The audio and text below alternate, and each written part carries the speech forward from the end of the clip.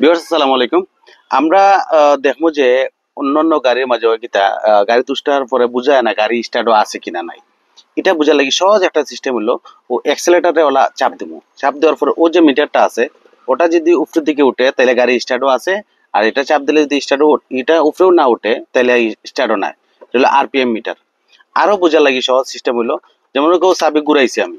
ঘুরানোর পরে প্রথম ড্যাশবোর্ডও বাতি জ্বলে। বাতি যদি জ্বলাইল থাকে একের অধিক অনেকগুলা যদি বাতি জ্বালাইল থাকে তার মানে হলো গাড়ি স্টার্টও নাই। যদি স্টার্ট হয়ে যায় গাড়ি যেমন ধরো আমি স্টার্ট দেই, স্টার্ট দিছি সব বাতি ড্যাশবোর্ড থেকে নিভে গেছে। তো গাড়ি স্টার্টও আছে কিনা নাই এটা বুঝার লাগে হলো আমরা অ্যাক্সেলেটর চাপ দিলে যদি ও যখন আরপিএম মিটার ওটা উপরের দিকে উঠে মানে গাড়ি স্টার্টও আছে।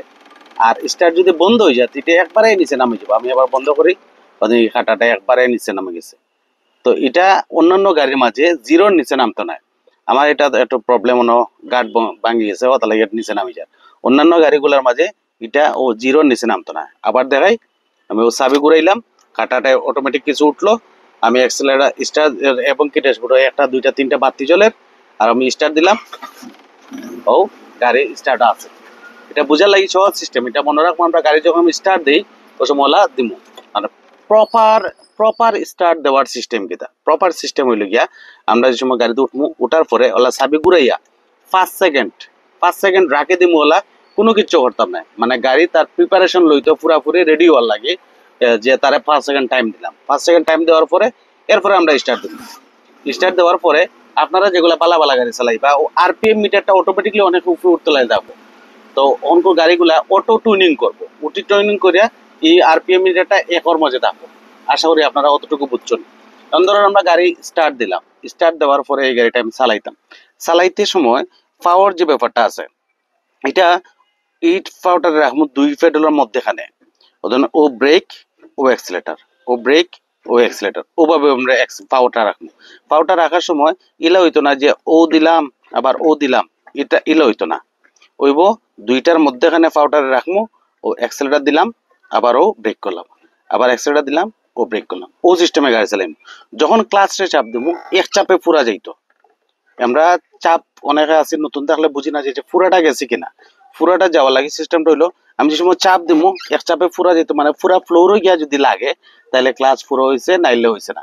আর গাড়ি যে সময় চালাইমো এটা হলো আর সিস্টেম। আমরা এটুকু বুঝে আগে পয়লা আমরা পুরাটা চাপ দিলাম একবারে পুরো হয়েছে। তখন আমরা যদি গাড়ি চালাই আবার স্টার্ট দেই, স্টার্ট দিলাম।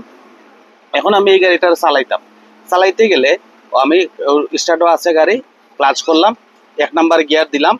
আপনারা তো গিয়ারের বিষয়ে জানেন। দিলাম তারপরে আগে অ্যাক্সেলেটার। এই দাঁড়া গাড়িটা চালাই তুইলে আগে শক্তির প্রয়োগ দরকার আছে। এই শক্তিটা পাইবো অ্যাক্সেলেটার দ্বারাতে। এ কারণে আগে অ্যাক্সেলেটার দিলাম সামান্য, আরপিএম মিটারটা উঠলো এবং কি আস্তে আস্তে ক্লাচটা ছাড়লাম, আস্তে আস্তে ক্লাচটা ছাড়লাম, এখানে গাড়িটা চলে এই চলে। তো গাড়ি চালাইবার সিস্টেম হলো এটা। আমি চালানির শুরুটা খুব ভালো করে খেয়াল রাখতে হইব।